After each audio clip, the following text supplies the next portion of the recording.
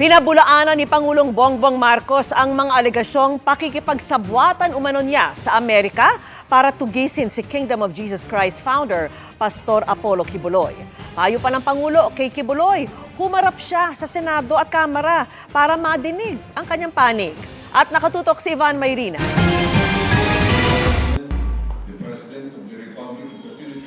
Bago tumulak patungong Canberra, Australia ngayong umaga, sinagot ni Pangulong Bongbong Marcos sa kauna-unahang pagkakataon ang aligasyon ni Kingdom of Jesus Christ founder Apollo Kibuloy.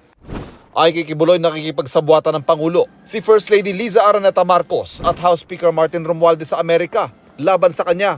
Natawa lang ang Pangulo rito at payo niya kay Kibuloy. My advice for him is to just face the questioning in the House and in the Senate.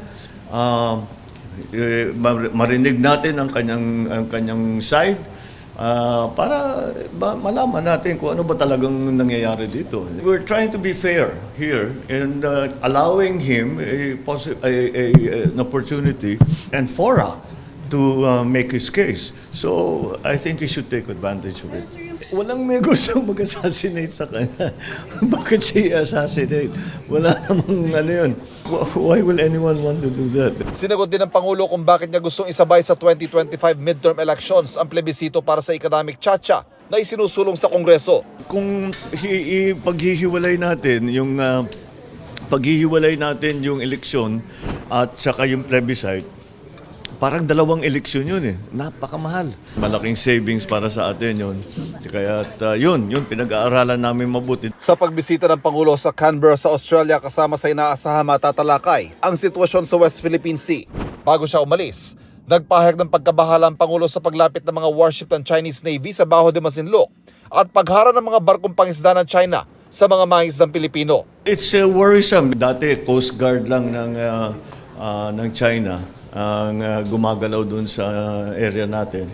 Ngayon, may Navy na, sumama pa mga fishing boat. So, nagbabago ang sitwasyon. But really, for us, patuloy pa rin natin. We just defend our maritime territory. The basic principle there is that the fishers must be allowed to fish in their traditional fishing grounds, which belong in the maritime territory of the Philippines. Para sa GMA Integrated News, Ivan Mayrina, nakatutok, 24 oras.